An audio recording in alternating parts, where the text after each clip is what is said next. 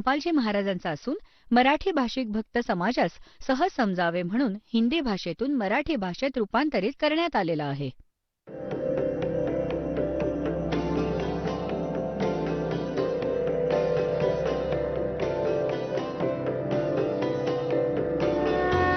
और ज्ञान सब ज्ञानडी कबीर ज्ञान सो ज्ञान और जैसे घोड़ा तोब का करता चले मैदान.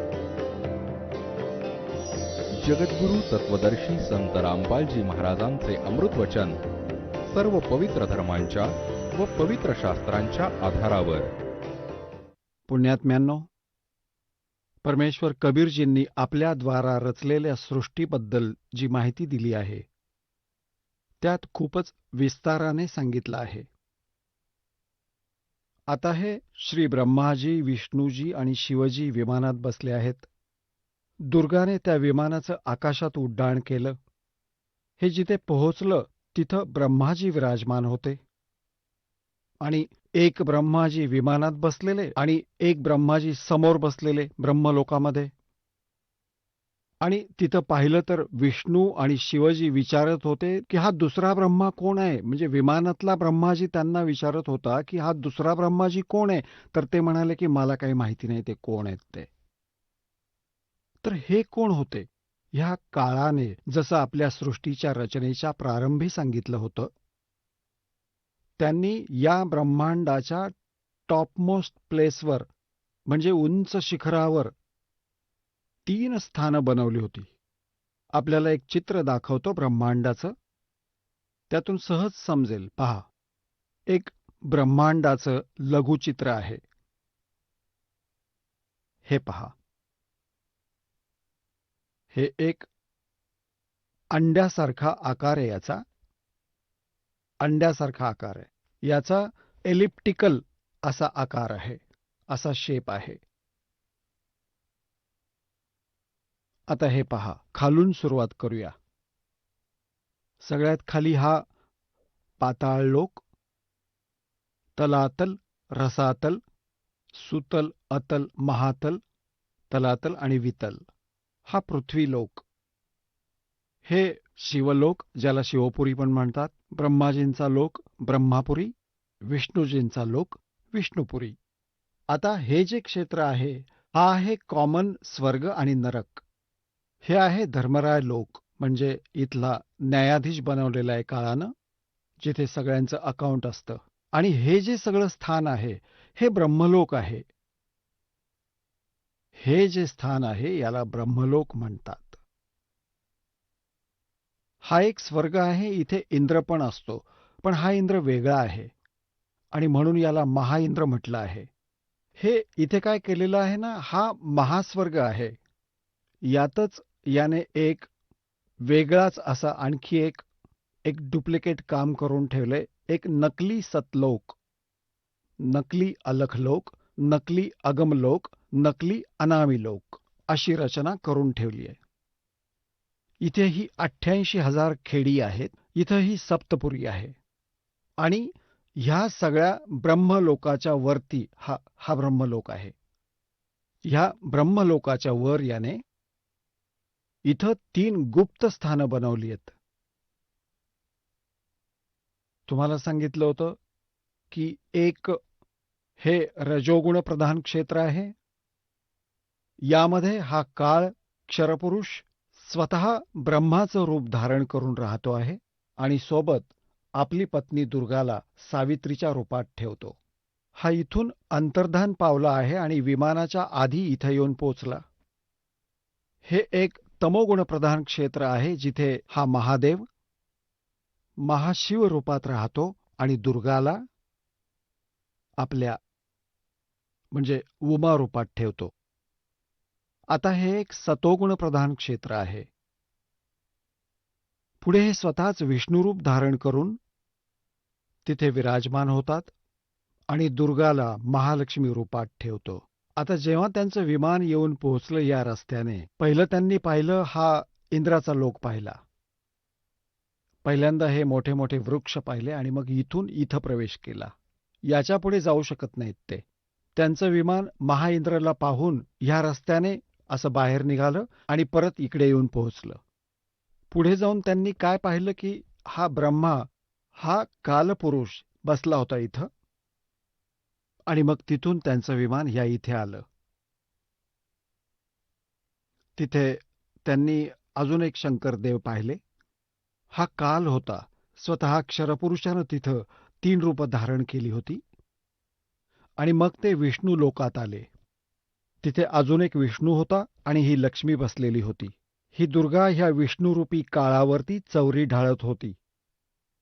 तिथून मग त्यांचं विमान हे इथे आलं, गोड्या पाण्याच्या समुद्रात. इथे एक वेगळंच दुर्गालोक आहे. आता पुढे पाहूया. इथपर्यंत आपण वाचत आलो आहोत श्री देवी पुराणाला. आता आपण इथे येणार आहोत ह्या गोड्या पाण्यामध्ये. ह्या गोड्या पाण्याच्या समुद्रामध्ये पोहोचलो आहोत. आता इथं येऊयात.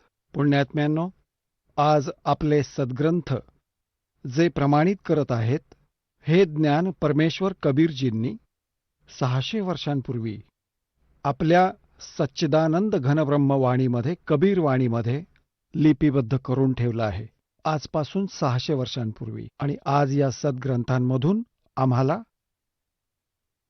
समजत आहे, यातून हे सिद्ध होतं की पूर्ण परमात्मा कबीरजी आहेत, ज्यांनी पहिल्यांदाच हे ज्ञान आपल्याला देऊन ठेवलं होतं आणि सद्ग्रंथ विद्वान आहेत. आता आपण कुठपर्यंत वाचत आलो आहोत की हे तिघेही विमानामध्ये बसले आहेत, ब्रह्मा, विष्णू आणि शिवजी. आणि दुर्गाने आपल्या शक्तीने विमान आकाशात उडवलं आहे. प्रथम ते पोहोचलं ब्रह्मलोकामध्ये. तिथं हे काळाच्या त्या स्थानावर पोहोचलं जे रजोगुण प्रधान आहे. ते स्वतः क्षरपुरुष म्हणजेच काळब्रह्म स्वतःच ब्रह्मरूप धारण करून विराजमान होते. आणि पुढे गेलो तर तेच शंकर रूपामध्ये विराजमान होते. पुढे गेलो तर विष्णू रूपामध्ये विराजमान होते. मग तिथून त्यांचं विमान कुठं गेलं? हे सगळं ह्यासाठी केलं गेलं कारण ते सगळे स्वतःला देव समजून बसायला नको, त्यांचं भ्रमनिवारण करण्यासाठी. आता पाहूयात. हे देवी भागवत चालू आहे. श्रीमद देवी भागवत गीता प्रेस गोरखपूरमधून प्रकाशित आहे. हे तेच पुस्तक आहे जे आधी तुम्हाला दाखवलं होतं. आपण इथपर्यंत वाचलं. आपण हे वाचलं 118 पानापर्यंत. तेवढ्यात आमचं विमान जोरात निघालं आणि त्या दिव्यधामात ब्रह्मलोकामध्ये जाऊन पोहोचलं. तिथे एक दुसरे ब्रह्मा विराजमान होते. एक विमानात बसलेत आणि एक तिथं विराजमान होते. तो ब्रह्म होता, क्षरपुरुष होता. तो फसवतो यांना. तो स्वतः ब्रह्मारूपामध्ये तिथं विराजमान होता. त्यांना पाहून भगवान शंकर आणि विष्णू यांना खूप आश्चर्य वाटलं. सभा सुरू होती. भगवान शंकर आणि विष्णू यांनी मला विचारलं, चतुरानन, हे अविनाशी ब्रह्मा कोण आहेत? मी उत्तर दिलं, मला काहीच माहिती नाही. सृष्टीचे अधिष्ठाता कोण आहेत? भगवान, मी कोण आहे? हे कोण आहेत? आणि आमचा काय उद्देश आहे? ह्या कोड्यात माझं मन गुंतलेलं आहे. एवढ्यात मनाच्या वेगात असलेलं हे तीव्रगामी विमान तिथून लगेच निघालं आणि कैलासाच्या सुरम्य शिखरावर जाऊन पोहोचलं. तिथं विमान पोहोचताच एका मोठ्या भवनातून त्रिनेत्रधारी भगवान शंकर निघाले. ते नंदी बैलावर बसलेले होते. हा काळ निघालाय तिथून, क्षरपुरुष. आणि नंतर तिथून क्षणभरानंतर ते विमान त्या शिखरावरून वायुवेगाने उडालं आणि वैकुंठ लोकात पोहोचलं. तिथं कोण होतं? तिथे कमललोचन श्रीहरी विराजमान होते. एक आणखी विष्णूजी. हा काळ बसला होता, क्षरपुरुष, आणि त्याचे 4 हात होते. पक्षीराज गरुडावर विराजमान होते आणि प्राणप्रिया लक्ष्मीजी चौरी ढाळत होत्या. आता आपण इथं येऊयात, खाली येऊयात. एवढ्यात वाऱ्याशी बोलत बोलत ते विमान लगेच उडालं. पुढे अमृतासमान गोड पाण्याचा समुद्र होता, ज्याचं पाणी खूपच गोड होतं. आपण 119 पानावरचं वाचणार आहोत. 118 पान आपण वाचलंय. त्या समुद्रामध्ये एक मनोहर द्वीप होता. त्या द्वीपामध्ये एक मंगलमय मनोहर पलंग होता. त्या पलंगाला सुंदर रत्न जडलेली होती. त्या उत्तम पलंगावर एक दिव्य रमणी बसली होती. ही दुर्गा तिथं जाऊन बसली होती. पुढे पाहूया. ती अशी प्रभावपूर्ण देवी होती की जणू करोडो विजा एकसाथ चमकत आहेत. अत्यंत सुंदर मुख होतं, लाल लाल दात होते. करोडो लक्ष्मींपेक्षाही ती अधिक सुंदर होती. ती अशी प्रभावपूर्ण देवी होती की जणू करोडो विजा एकसाथ चमकत आहेत. अत्यंत सुंदर मुख होतं, लाल लाल दात होते. हे वाचलं आपण. आता इथं आहे, त्यांना पाहून आम्ही सर्व मोठ्या आश्चर्यात पडलो. काही वेळापर्यंत आम्ही तिथंच थांबलो. एकमेकात चर्चा करू लागलो, ही सुंदरी कोण आहे आणि तिचं नाव काय आहे. आपण हिच्याविषयी अगदीच अनभिज्ञ आहोत. हिचे हजारो नेत्र, हजारो हात, हजारो मुख आहेत. दुरून पाहून सुद्धा ही केवढी सुंदर वाटत आहे. ही ना कोणी अप्सरा आहे, ना कोणी गंधर्वकन्या, ना कोणी देवकन्या. नारद, शंकाग्रस्त होऊन आम्ही थांबलो होतो. तेव्हा भगवान विष्णूने त्या चारुहासिनी भगवतीला पाहून विवेकपूर्ण निश्चय केला की ही भगवती जगदंबिका आहे. तेव्हा ते म्हणाले की ही भगवती आपल्या सर्वांची आदी कारण आहे. महाविद्या आणि महामाया ही हिची नावं आहेत. ती पूर्ण प्रकृती आहे. आता पुण्यात्म्यांनो, विष्णूजी म्हणत आहेत कारण काळानं त्यांची बुद्धी उद्दीपित केली. आता आपण 120 पान नंबर वाचूया. संक्षिप्त देवी भागवत गीता प्रेस, गोरखपूर इथून प्रकाशित. ही तीच दिव्यांगना आहे, विष्णूजी सांगत आहेत. ही थोडी पार्श्वभूमी सांगितली विष्णूला काल भगवानाने आणि दुर्गाने. थोडी बॅकग्राऊंड सांगितली. ही तीच दिव्यांगना आहे जिचं प्रलयवर्णात मला दर्शन झालं होतं. त्यावेळी मी बालरूपात होतो. ती मला पाळण्यामध्ये झुलवत होती. विष्णूजी लहानसं बाळ होते, हे त्यांच्या जन्माचं प्रमाण आहे. वटवृक्षाच्या पानावर एक सुदृढ शय्या अंथरली होती. त्याच्यावर पडून मी माझ्या पायाचा अंगठा आपल्या कमळासारख्या मुखात घेऊन चोखत होतो. म्हणतायत प्रलय वर्णनामध्ये मला दर्शन झालं होतं या देवीचं. तेव्हा मी बाल्यावस्थेत होतो. छोटं बाळ होतो. ती मला पाळण्यात झुलवत होती. मी पायाचे अंगठे चोखत होतो. त्यांना पाहून मला आधीची गोष्ट आठवली. ही आम्हा सर्वांची जननी आहे. आता 121 पानावर आहोत. आता भगवान विष्णू प्रकृती देवीला म्हणाले की नमस्कार देवी. भगवती विधात्रीला निरंतर नमस्कार असो. ही स्तुती करत करत भगवान येत आहेत. विष्णूजी इथे पहा 123 पानावर. जे प्रारंभी वाचलं होतं ते आता परत आलं आहे. भगवान विष्णू स्तुती करत आहेत आपल्या माता दुर्गाची. तू शुद्ध स्वरूपा आहेस. हे सगळं विश्व तुझ्यापासूनच निर्माण झालं आहे. मी, ब्रह्मा आणि शंकर आम्ही सगळे तुझ्या कृपेमुळेच विद्यमान आहोत. आमचा आविर्भाव म्हणजे जन्म आणि तिरोभाव म्हणजे मृत्यू होत असतो. केवळ तूच निरंतर आहेस, जगज्जननी आहेस, प्रकृती आणि सनातनी देवी आहेस. भगवान शंकर म्हणाले, देवी, जर महाभाग विष्णू तुझ्यापासून प्रकट झाले आहेत, तर त्यांच्यानंतर उत्पन्न होणारे ब्रह्मा पण तुझेच बालक आहेत. मग मी तमोगुणी लीला करणारा शंकर काय तुझी संतान नाहीये? अर्थात मला ही उत्पन्न करणारी तूच आहेस शिवे. संपूर्ण संसाराची सृष्टी करण्यामध्ये तू खूप चतुर आहेस. ह्या संसाराच्या सृष्टी, स्थिती आणि संहारामध्ये तुझे गुण नेहमीच समर्थ आहेत. ह्या तिन्ही गुणांपासून उत्पन्न झालेले आम्ही ब्रह्मा, विष्णू आणि शंकर नियमानुसार कार्यामध्ये तत्पर असतो. आता पुण्यात्म्यांनो, आपण आपल्या सद्ग्रंथांना स्वतः वाचलं आहे आणि हे आत्तापर्यंत पवित्र हिंदू धर्माचे गुरुजन, हे आचार्य, मंडलेश्वर, महामंडलेश्वर, गीता मनीषी, गीतेच्या मर्मज ज्ञाता, वेदांच्या ज्ञाता, पुराणांच्या ज्ञाता म्हणत होते. त्यांना हे काहीच माहीत नव्हतं. ते अज्ञानी होते. जे आजपर्यंत आपल्या देवांना अजरावर म्हणत होते, ते आपल्याला त्यांची स्थिती काय सांगू शकले नाही. हे नाही सांगू शकले की त्यांची स्थिती काय आहे. जन्मगाथा सांगत बसले महापुरुषांची की यांची ही स्थिती आहे. आता पुण्यात्म्यांनो, जसं की तुम्हाला सृष्टी रचनेच्या प्रारंभी जी कथा सुरू केली होती, सांगितली होती की काळ भगवानाने ह्या क्षरपुरुषाने, जे ब्रह्मा विष्णू महेशाचे पिता आहेत, दुर्गाजीचे पती आहेत, जे श्रीदेवीचे पती आहेत आणि ब्रह्मा विष्णू महेशचे पिता आहेत, त्यांनी दुर्गाला सांगितलं होतं हे की माझं गुपित कोणालाही सांगू नकोस.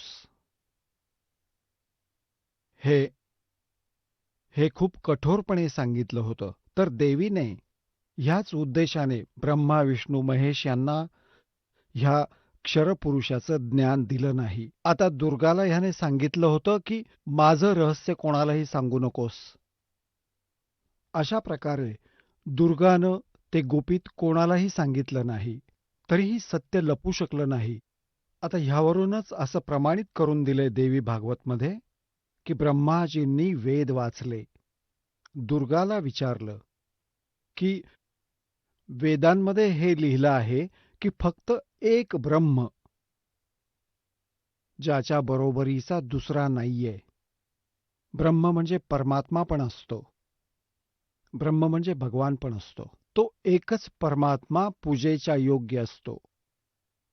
तर तो तुम्हीच आहात का? ब्रह्माने विचारलं. तो तुम्हीच आहात का? दुर्गाला विचारलं. आता दुर्गा काय उत्तर देते पहा. श्रीमद देवी भागवत म्हणजेच दुर्गा पुराण, देवी पुराण, जे आपण वाचत आहोत, जे गीता प्रेस गोरखपूर इथून प्रकाशित केले, त्याच्या 3ऱ्या स्कंदाच्या पान नंबर 125 वर आपण वाचत आहोत. 123 पर्यंत आपण वाचलेलं आहे.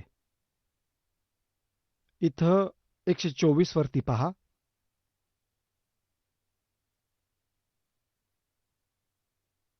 ब्रह्माजी म्हणत आहेत, अद्भुत तेजस्वी भगवान शंकर यांची स्तुती करण्यावर भगवती जगदंबिकेनं आपली ती गोष्ट सांगितली. आता इथे ब्रह्माजी विचारतायत, ब्रह्माजीचं प्रकरण चालू आहे. हे 125 पानावरती आपण वाचतो आहोत 3ऱ्या स्कंदामध्ये. ह्या मूर्त आणि अमूर्त जगाचा आधार तुमच्या आधी दुसरा कोणीही पुरुष नव्हता, कोणी तिसरा पण नाहीये. एकमेव द्वितीय ब्रह्म. ह्या वेदाच्या वचनाला व्यर्थ म्हणणं तर योग्य नाही. आता दुर्गा यांना म्हणते की मीच सर्व काही आहे, मीच तुमचा पिता आणि मीच तुमची माता आहे. आता ब्रह्मदेवांनी वेद वाचले आणि म्हणाले की आपण वेदांना खोटं ठरवू शकत नाही, आणि इकडे अनुभव वेगळीच गोष्ट सांगतो. अशा प्रकारे वेदवाक्य आणि अनुभव यांच्यामध्ये अत्यंत विरोध उत्पन्न होत आहे. वेद म्हणतायत एकमेवा द्वितीय ब्रह्म आहे, तर काय तो आत्मस्वरूपाही तुम्हीच आहात की तो कोणी वेगळा पुरुष आहे? माझ्या या शंकेचं निरसन करण्याची कृपा करा. कुठल्या तरी महान पुण्याच्या कृपेमुळेच मला तुमच्या चरणांची सेवा करण्याचं भाग्य लाभलंय. तू स्त्री आहेस की पुरुष, हे रहस्य पण मला विस्तृतपणे कृपा करून सांगा. 4था आणि 5वा अध्याय इथं संपला. आता 6वा अध्याय सुरू होतोय. ब्रह्माजी इथं म्हणतायत, अशा प्रकारे मी जसं भगवती जगदंबिकेला विनयपूर्वक विचारलं, तेव्हा त्या मधुर वाणीने मला सांगू लागल्या. देवी म्हणाल्या, मी आणि ब्रह्म एकच आहोत. आता झाले ना 2. सत्य लपत नाही, एकच आहोत. माझ्यात आणि ह्या ब्रह्ममध्ये किंचितही फरक नाही. जे ते आहेत तेच मी आहे, आणि जी मी आहे ते तेच आहेत. बुद्धीच्या भ्रमातून भेद प्रतीत होत आहे. आमच्या लोकांच्या सूक्ष्म भेदांना जो जाणतो, इथे तर 2 आहेतच, जो जाणतो तोच. आता 125 पान आपण वाचलं. आता 126 वाचूयात. तोच बुद्धिमान पुरुष आहे, तोच तत्वदर्शी संत आहे जो आपली भिन्न भिन्नता समजतो. त्याने संसार मार्गातून मुक्त होण्याबाबत काहीच शंका नाही.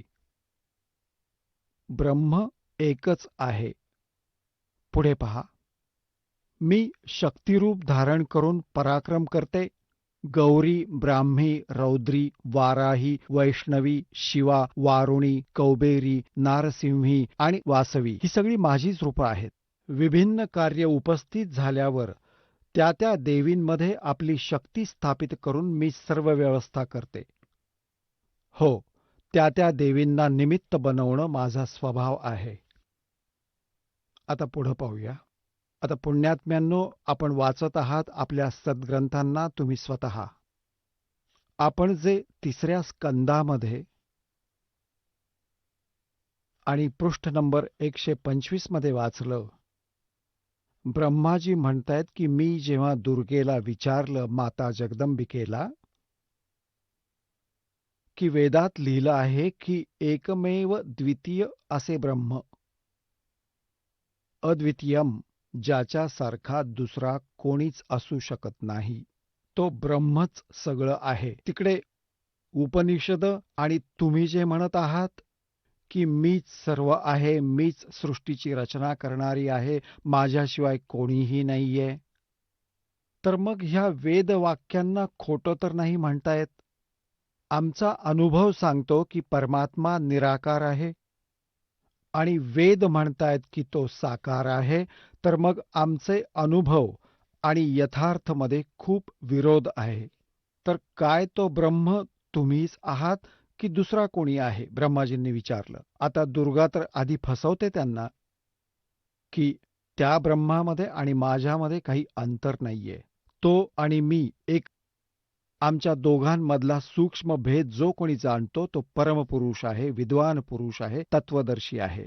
आता पुढे पहा, पृष्ठ 129 वर बिलकुल स्पष्ट होतं. पहा, आपण 3रा स्कंद वाचत आहोत, संक्षिप्त देवी भागवतचा. पृष्ठ नंबर 129 वर पहा. इथे ह्या सृष्टीचा क्रम मी संक्षिप्त रूपात तुला सांगितला आहे. ही देवी म्हणतीये, दुर्गा म्हणतीये.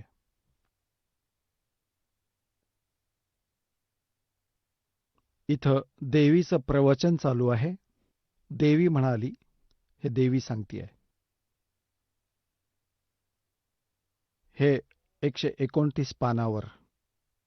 हा सृष्टीचा क्रम मी संक्षिप्त रूपात तुला सांगितला आहे.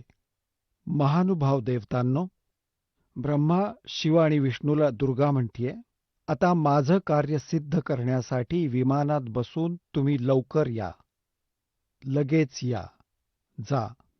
कोणतंही कठीण कार्य उपस्थित झालं तर तुम्ही माझं स्मरण कराल तर मी समोर येईन. देवतांनो, माझं आणि सनातन परमात्म्याचं ध्यान तुम्ही नेहमी करत राहिलं पाहिजे. आता इथं हे 2 झाले. तेव्हा तर म्हणत होती की मीच सर्व काही आहे, आणि आता दुर्गा इथं म्हणते की ब्रह्मलाच सनातन परमात्मा म्हणत आहे. आम्हा दोघांचं आले 2. आमच्या दोघांचं स्मरण करत राहिलात तर तुमचं कार्य सिद्ध व्हायला किंचित मात्र शंका नाही. ब्रह्माजी म्हणतात, अशा प्रकारे सांगून भगवती जगदंबिकेनं आमची पाठवणी केली. त्यांनी शुद्ध आचरणवाल्या शक्तींमधून भगवान विष्णूंसाठी लक्ष्मीला, शंकर देवांसाठी महाकालीला आणि माझ्यासाठी महासरस्वतीला पत्नी बनण्याची आज्ञा दिली. आता त्या स्थानातून आम्ही निघालो आणि दुसऱ्या स्थानावर आमची पुरुष रूपात प्रतिष्ठापना झाली. आपल्याला ह्या दासाने परमेश्वर कबीरांद्वारे रचलेली सृष्टी आणि ह्या साऱ्या ब्रह्मांडाची रचना केव्हा आणि कशी कशी झाली ह्या साऱ्या गोष्टी सांगितल्या. ह्या दासाने आपल्याला मौखिक ऐकवलं होतं, शाब्दिक ऐकवलं होतं, आणि आज या सद्ग्रंथांनी आपल्या शास्त्राने प्रमाणित केलं की 600 वर्षांपूर्वी परमेश्वर कबीरांनी आपल्याला जे ज्ञान दिलं होतं ते आजही आमच्या सद्ग्रंथात विद्यमान आहे. आणि हे नकली गुरु, आचार्य, ढोंगी, वेद ज्ञानहीन, शास्त्रांच्या ज्ञानापासून हीन आहे. आणि हे म्हणतायत की ब्रह्मा, विष्णू, महेश अजरामर आहेत, त्यांचे कोणी माता पिता नाहीयेत, सर्वेश्वर आहेत, महेश्वर आहेत. आता ही तर संकल्पना स्पष्ट झाली दुर्गेची, की दुर्गा यांची माता आहे. फायनल झालं. आणि तिघांचा विवाह केला दुर्गाने. आपलीच 3 रूपं करून ती स्वतःच म्हणते की मी एकाची अनेक होऊ शकते. आणि 3 रूपं धारण करून तिने तिन्ही पुत्रांचा विवाह करून दिला. आता समस्या राहिली की यांचा पिता कोण आहे. ह्या संकल्पनेला स्पष्ट करूया. ह्या रहस्याला, ह्या शंकेचं समाधान जे आहे शिवपुराण करेल. आता आपल्याला वाचून दाखवतो हे पवित्र शास्त्र, जे हे नकली हिंदू धर्माचे नकली गुरु आजपर्यंत ना वाचू शकले ना समजू शकले. यांना केवळ संस्कृत भाषेचं ज्ञान होतं, तत्वज्ञान नव्हतं.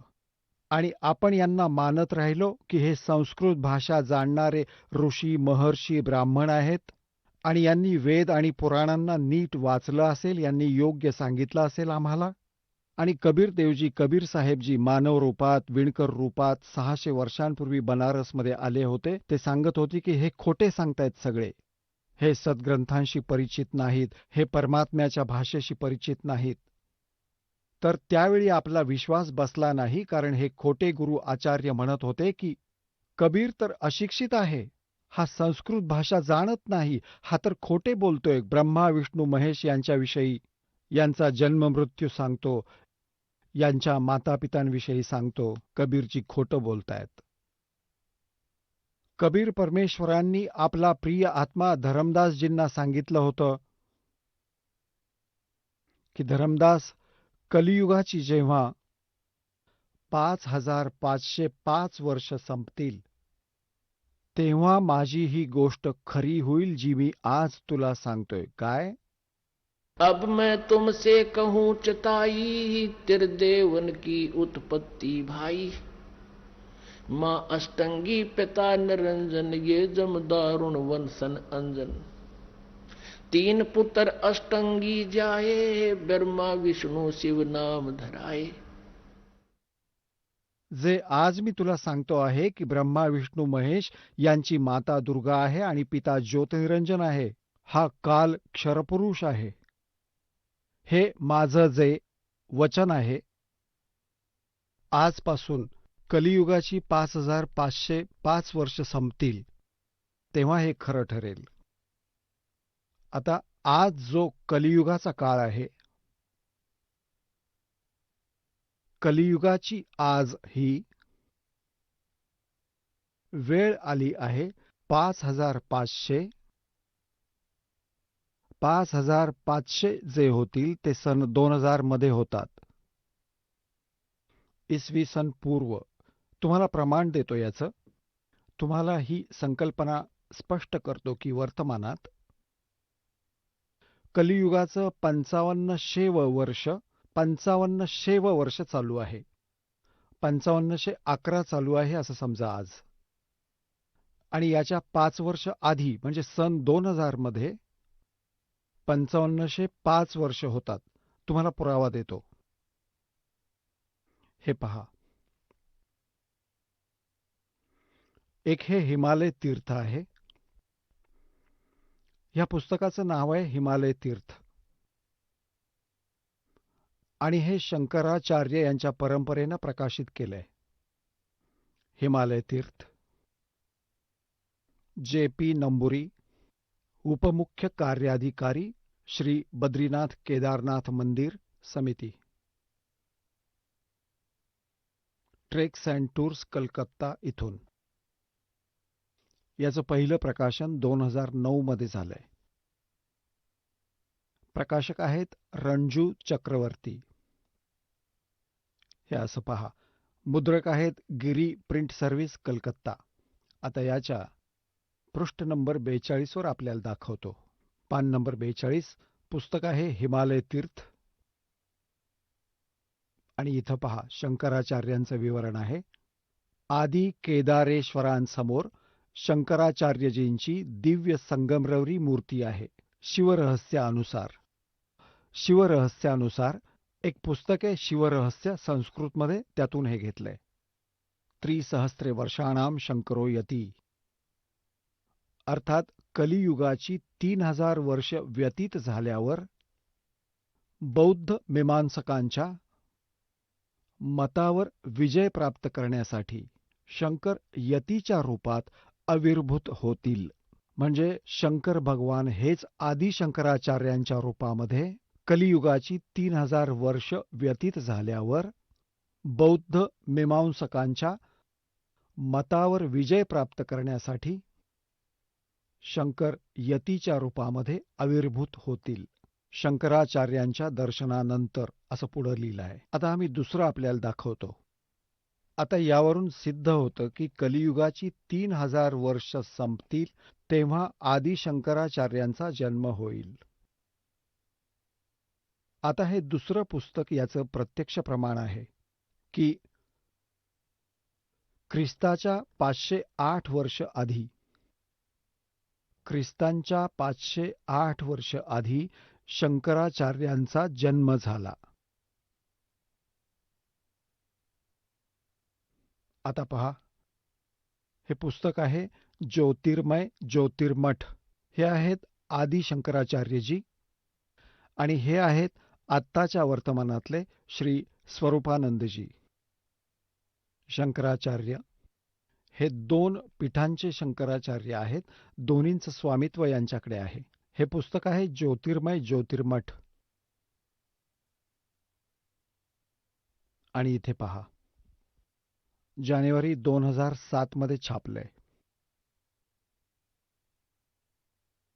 संरक्षक आहेत अनंत श्री विभूषित ज्योतिष पीठाधीश्वर एवं द्वारका शारदा पीठाधीश्वर. हे दोन्हींचे स्वामी आहेत. जगद्गुरु शंकराचार्य स्वामी श्री स्वरूपानंद सरस्वतीजी महाराज. संपादक, लेखक आणि संकलक आहेत विष्णुदत्त शर्मा, अध्यक्ष आध्यात्मिक उत्थान मंडळ, दिल्ली. प्रेरणास्त्रोत हे आहेत, मुद्रक हे आहेत फाईन प्रिंट अँड पॅक्स. परामर्श व सहयोग यांचा आहे. प्रकाशक आहेत अखिल भारतीय आध्यात्मिक उत्थान मंडळ, 1/3234 गल्ली नंबर 2, रामनगर विस्तार, मंडोली रोड, शहादरा, दिल्ली. आता यातलं पृष्ठ नंबर 11 तुम्हाला दाखवतो. आदी शंकराचार्यांचा संक्षिप्त जीवन परिचय.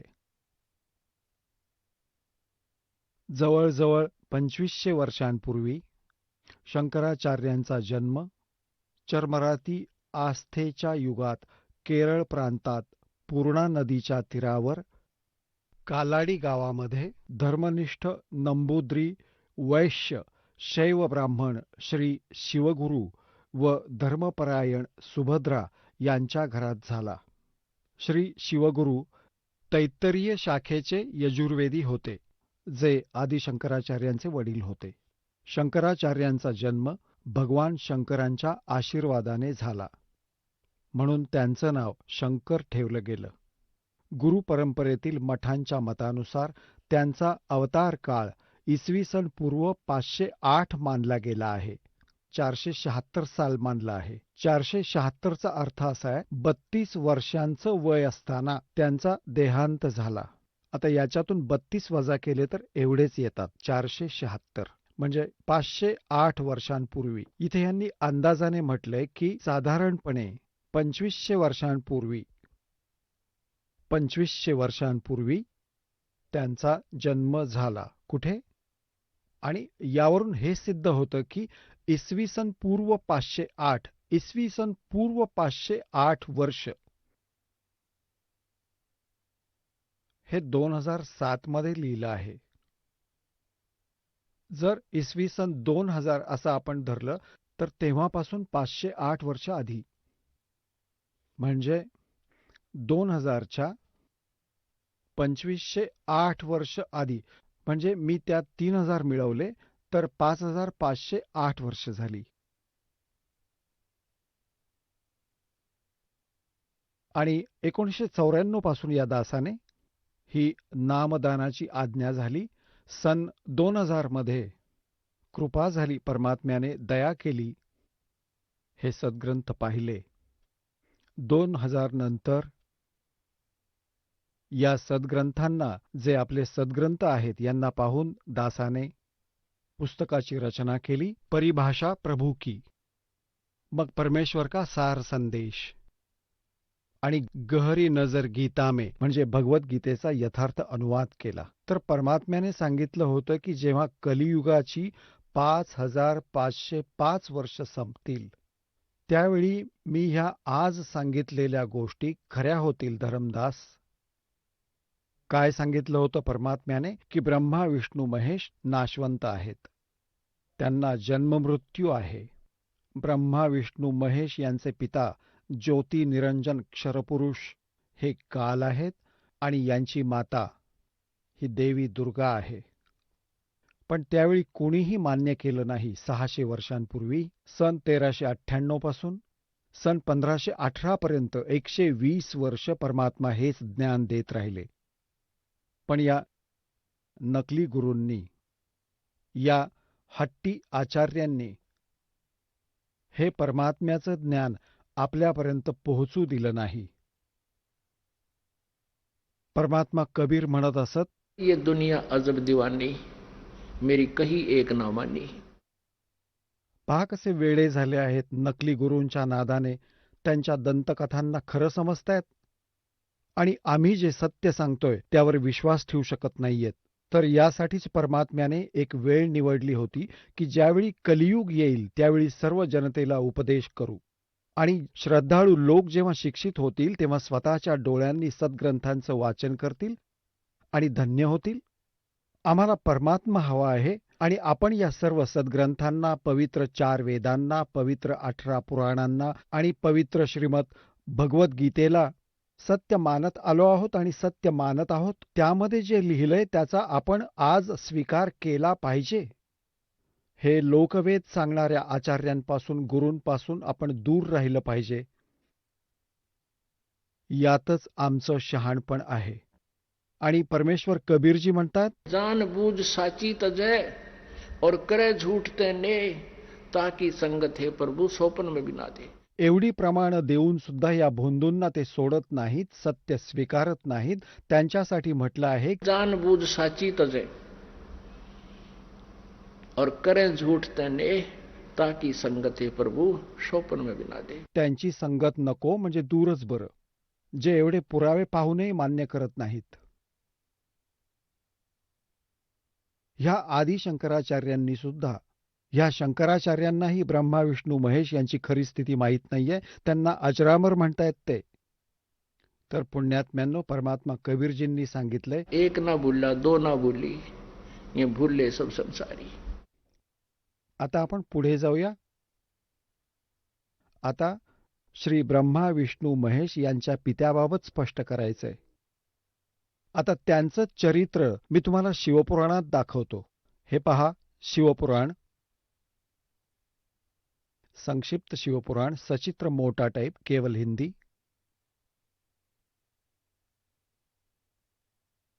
गीता प्रेस गोरखपूर यांनी प्रकाशित केले. संक्षिप्त शिवपुराण सचित्र मोठा टाइप, केवल हिंदी. संपादक हनुमान प्रसाद पोद्दार.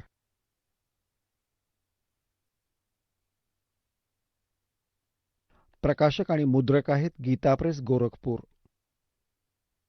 गोविंद भवन कार्यालय, कोलकाता संस्थान. आता इथून सुरू करूयात.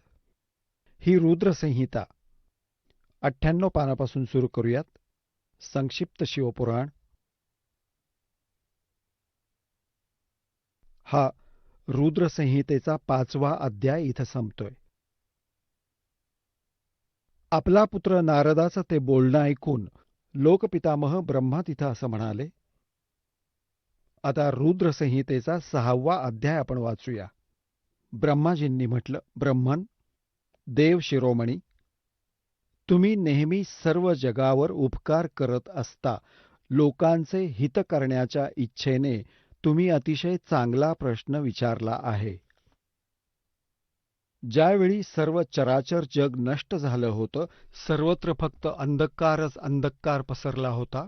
सूर्य आणि चंद्रही दिसत नव्हते. अन्य ग्रह आणि नक्षत्रही दिसत नव्हती. दिवसही नव्हता आणि रात्रही नव्हती. अग्नी, पृथ्वी, वायू आणि जल यांचंही अस्तित्व नव्हतं.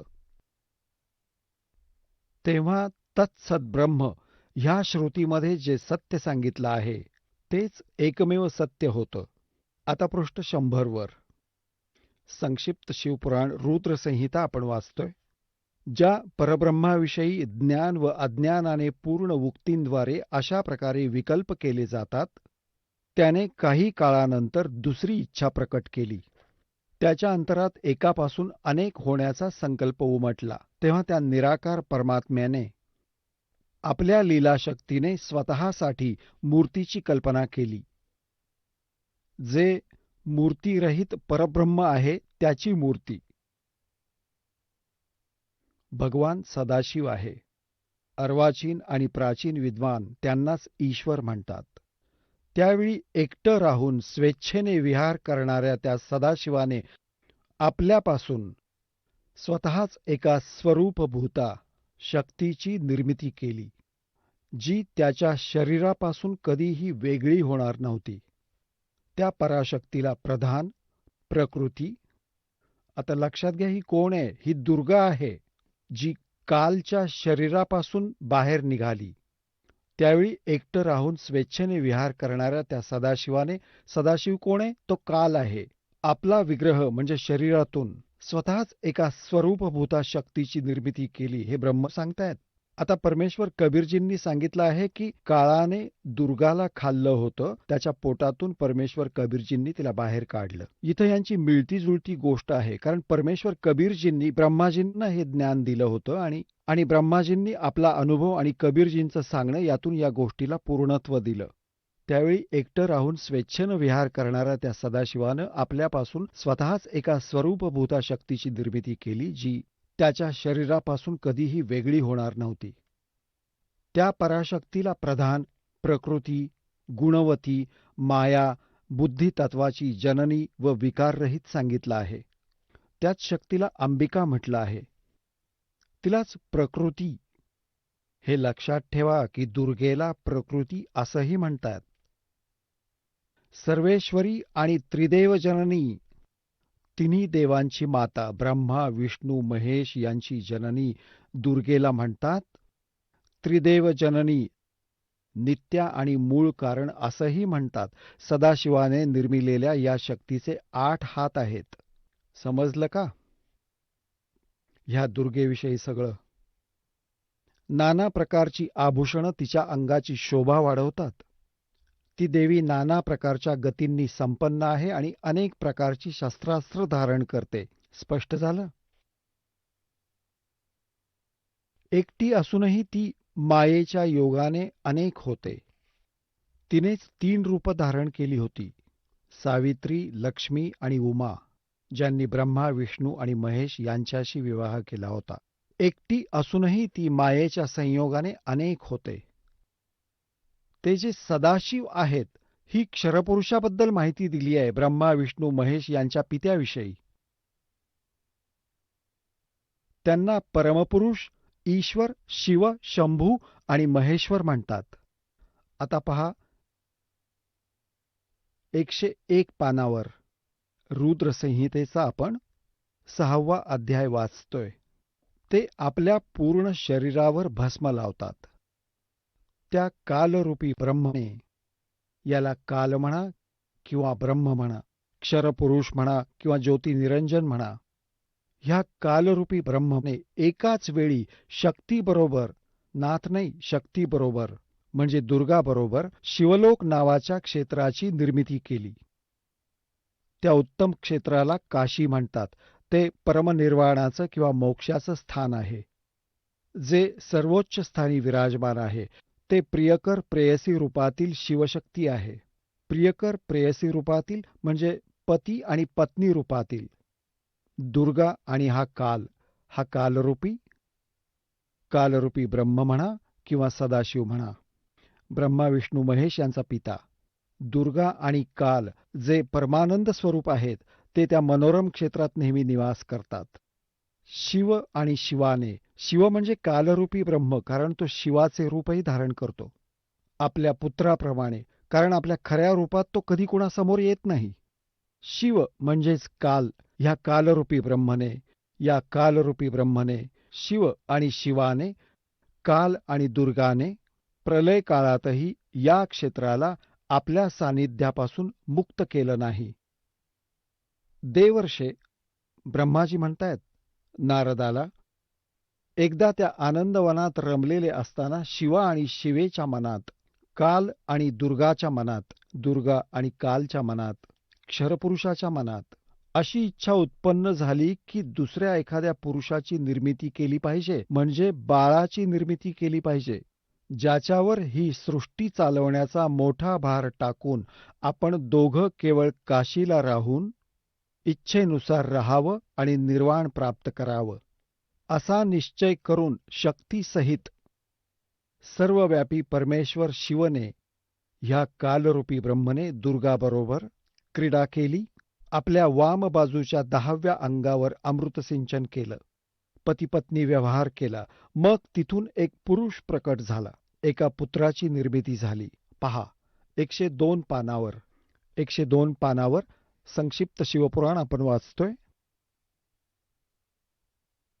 आता इथे जो पुत्र उत्पन्न झाला त्याला कालरूपी ब्रह्मने म्हणजे शिवा म्हणाला, वत्स, व्यापक असल्यामुळे तुझं विष्णू असं नाव प्रसिद्ध होईल. आता दुर्गा आणि काल पासून जो पुत्र झाला त्याचं नाव विष्णू ठेवलं. हा आपण 6वा अध्याय वाचला रुद्र संहितेचा. पुण्यात्म्यांनो, हे आपले तेच सद्ग्रंथ आहेत ज्यांना आधार मानून आपण हे ज्ञान प्राप्त केलं. हे आचार्य, ब्राह्मण, गुरु आपल्याला हे सांगत असत की शिवपुराणात असं लिहिलं आहे म्हणून आम्ही हे सांगत आहोत, विष्णू पुराणात असं लिहिलं आहे, देवी पुराणात असं लिहिलं आहे.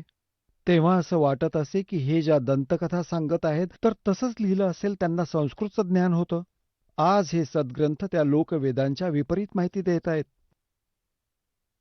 आता यातून स्पष्ट झालं, कालरूपी ब्रह्म, सरपुरुष म्हणा, ज्योतनिरंजन म्हणा, काळ म्हणा किंवा त्याला सदाशिव म्हणा, हा ब्रह्मा विष्णू महेश यांचा पिता आहे.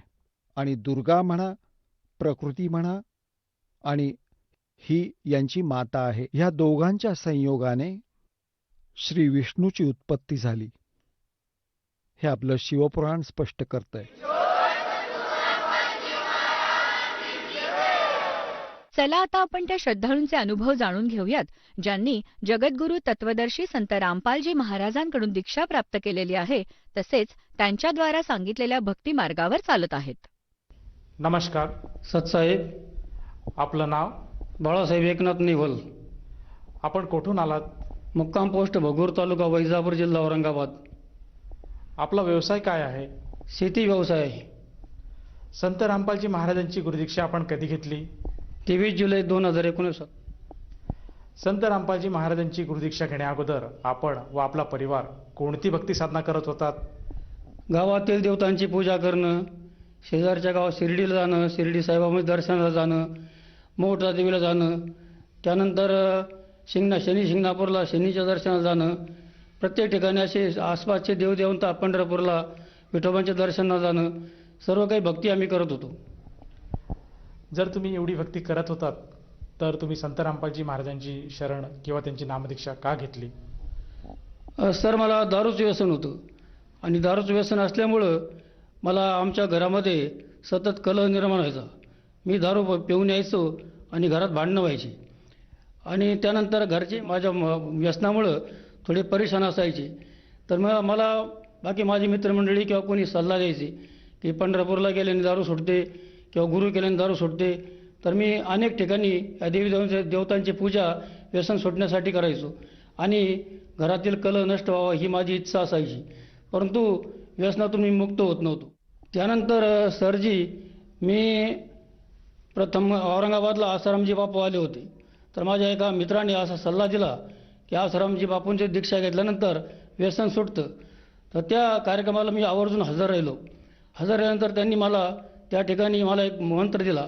हरिओम हा मंत्र मला त्या ठिकाणी मिळाला.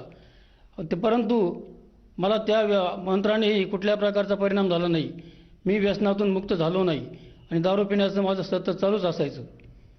त्यानंतर मी सुब्रमण्यम स्वामी म्हणून येवल्याचे एक महाराज, येवला तालुक्यातील, त्या ठिकाणीही तिथं गेलो. व्यसन सुटण्याच्या इच्छेने गेलो. तिथंही माळ घातली. तुळशीची माळ त्यांनी मला गळ्यात घालून दिली आणि ओम सुब्रमण्याय नमः हा मंत्र मला दिला. परंतु त्या मंत्रानेही मला काही परिणाम झाला नाही. माझं व्यसन सतत चालूच असायचं.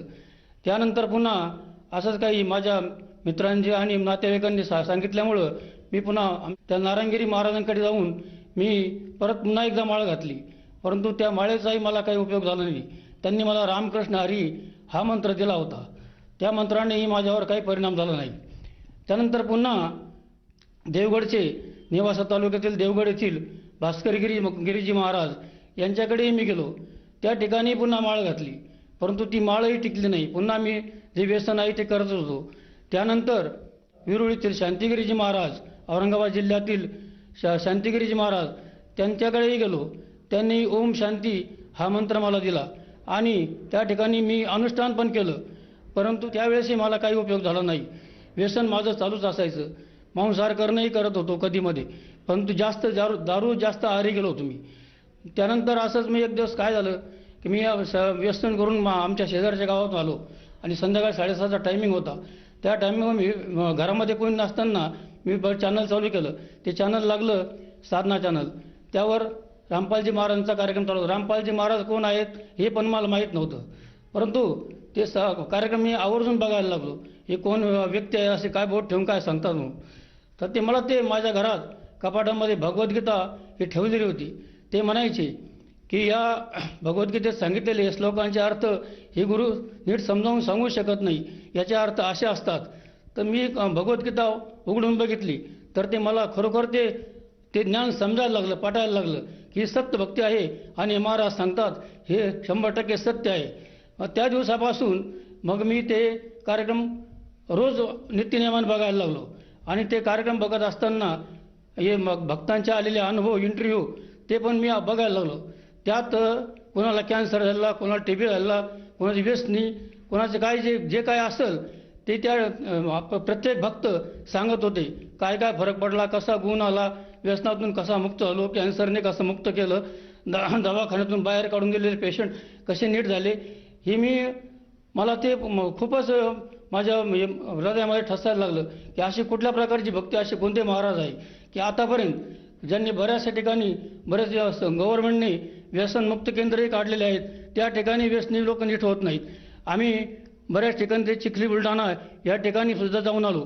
त्या ठिकाणी ते शेषराव महाराज म्हणून नावाचे व्यक्ती होते. तिथं व्यसनमुक्ती केंद्र होतं.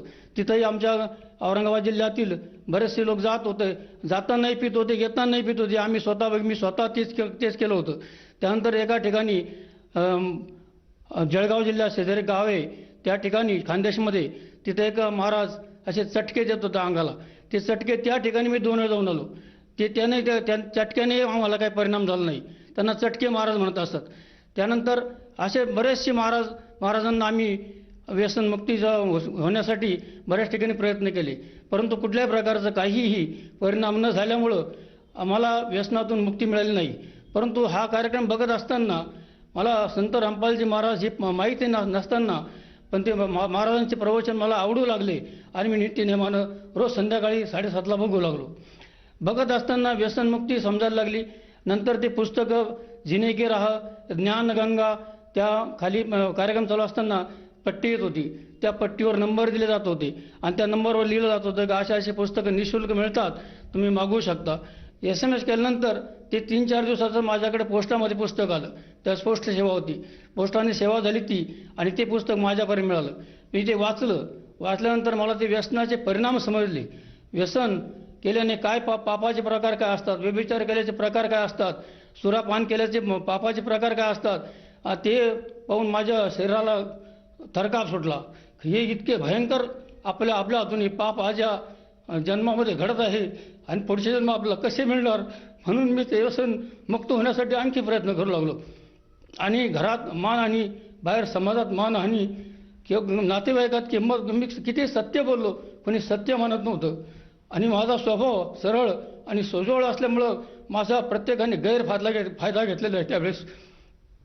तर मला सरजी असं मला आज परमात्म्याने प्रत्यक्ष दर्शन दिलं आणि परमात्मा भेटले, यातच मी सुख समाधान मानतो. मला कुठल्याही प्रकारची इच्छा आता राहिली नाही.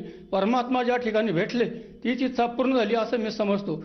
आणि माझं व्यसन एका क्षणात मी ज्यावेळेस जालन्याला आलो, जालन्याला नामदान केंद्र आहे, नामदान केंद्रात माझं 11 वाजता मला दीक्षा मिळाली. दीक्षा मिळाल्यानंतर माझे 2-2, 3-3 पुड्या गायच्या पुड्या खात होतो मी तंबाखूच्या. ते तंबाखू एका क्षणात सुटली. त्यानंतर दारू, भयंकर दारू पित मी सकाळी घरातून बाहेर पडल्यानंतर दारू हाच माझा धंदा होता. दुसरा उद्योग नव्हता. मी कितीही महत्त्वाच्या कामाला गेलो पण पहिले दारू पिऊन घेत होतो. दारू पिल्यानंतर मला बाकी कुठलंही काही सुचत नव्हतं. जे काही महत्त्वाचं काम ठरलेलं असायचं, डोक्यामध्ये विचार असायचे, ते निघून जायचे आणि मी कुणी भेटला म्हणजे त्याच्या संगतीला जायचो, याच्या संगतीला दिवसभर दारूच पीत फिरायचो. मला जे काही काम करायचं ते विसरून जायचो. घरच्या मुलाबाळाचं ध्यान राहत नव्हतं, बायको मुलाचं ध्यान राहत नव्हतं. माझ्या नातेवाईक माझी लहान मोठ्याची किंमत मी धरत नव्हतो, कारण मला ते काही समजतच नव्हतं. मी कुठे चाललो, काय करतो, कुठे पडलेलो आहे, पूर्ण भरकटून गेलेलो असायचो. रात्र मी बाहेर पडायचो आणि मला समाजामध्ये अजिबात किंमत राहिली नव्हती. परंतु परमात्म्यांची अशी दया झाली, परमेश्वरानं माझ्यावर अशी कृपा केली की मला या ठिकाणी जालन्याला संत रामपालजी महाराजांची दीक्षा मिळाली. आणि ती दीक्षा मिळाल्यानंतर त्या क्षणात माझी तंबाखू, दारू, जे काही वाईट सवय असतील त्यातून मी मुक्त आलो आणि परत आजपर्यंत दारू हा विषय माझा राहिला नाही. सर, जसं तुम्ही सांगत आहात की तुम्हाला जो व्यसन होतं दारू पिण्याचं, तंबाखू खाण्याचं, हे केवळ संत रामपालजी महाराजांकडनं तुम्ही जेव्हा नामदीक्षा घेतली त्या क्षणातच ते तुमचे जे विकार आहे ते निघून गेलेत. तर या अनुषंगाने आपण इतर भक्त समाजाला काय संदेश द्याल? महाराष्ट्रातील सर्व बंधू आणि भगिनींना मी अशी विनंती करेन, कळकळीची विनंती करेन की कोणाचे संसार मोडले असतील, दारू पीत असतील तर त्यांनी संत रामपालजी महाराजांना शरण येऊन आपलं व्यसनमुक्त व्हावं आणि आपल्या घरात सुख समाधानाने नांदावं, राहावं, बायको मुलावर प्रेम करावं, समाजावर प्रेम करावं. समाजाचे आपण काहीतरी देणं लागतो असं राहावं. आपल्याला परमात्म्याने या ठिकाणी सृष्टीमध्ये मनुष्य देह दिलेला आहे. मनुष्य देहाची किंमत ओळखावी आणि संतांची किंमत ओळखावी. संत समाजामध्ये जगाला शिकवण देण्यासाठी येतात. त्यात तत्वरी संत रामपालजी महाराज हे पूर्ण परमात्मा हे आपल्या जगाला ज्ञान देण्यासाठी आलेले, समाजाला शिकवण देण्यासाठी आलेले. आणि परमात्मांची आज जर आपल्या परमेश्वराची दया झाल्यानंतर त्या व्यक्तीला कुठल्या प्रकारचं व्यसन, वाईट सवय राहत नाही. तर माझी सर्व महाराष्ट्रातील बांधवांना, विशेष करून जे व्यसनी असतील त्यांना कळकळीच विनंती करतो की मीही व्यसनी होतो तसं आपणही व्यसनमुक्त व्हावं आणि या आमच्या रामपालजी महाराजांच्या शरणमध्ये येऊन आपण व्यसनमुक्त होऊन आत्मकल्याणाचा मार्ग स्वीकारावा. मोक्षप्राप्तीचा मार्ग हा एकमेव मार्ग संत रामपालजी महाराज सांगू शकतात, बाकी तर कुणाकडे येत नाही, जगात कुणाकडे नाही. सर, जर कोणा व्यक्तीला संत रामपालजी महाराजांची गुरुदीक्षा घ्यावायची असेल तर ती व्यक्ती गुरुदीक्षा कशी घेऊ शकेल? टीव्हीवर जे चॅनल बघत असताना जे नंबर येतात ते नंबरवर फोन करून दीक्षा घेण्याची व्यवस्था केली आहे. त्या ठिकाणी दीक्षा मिळेल. सर, या दीक्षेसाठी किती खर्च येतो? दीक्षा घेण्यासाठी एकही रुपयाचा खर्च नाही आहे. निःशुल्क दीक्षा मिळतात. संत रामपालजी महाराजांनी अशी व्यवस्था केली आहे की ते 1 रुपयाचा खर्च नाही. धन्यवाद. सतसाहेब.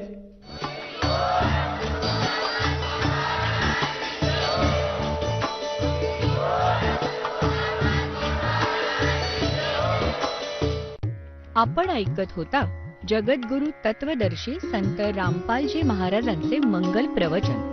निःशुल्क नामदीक्षा प्राप्त करण्यासाठी आणि अधिक माहितीसाठी संपर्क करा 7030303951 7030303952.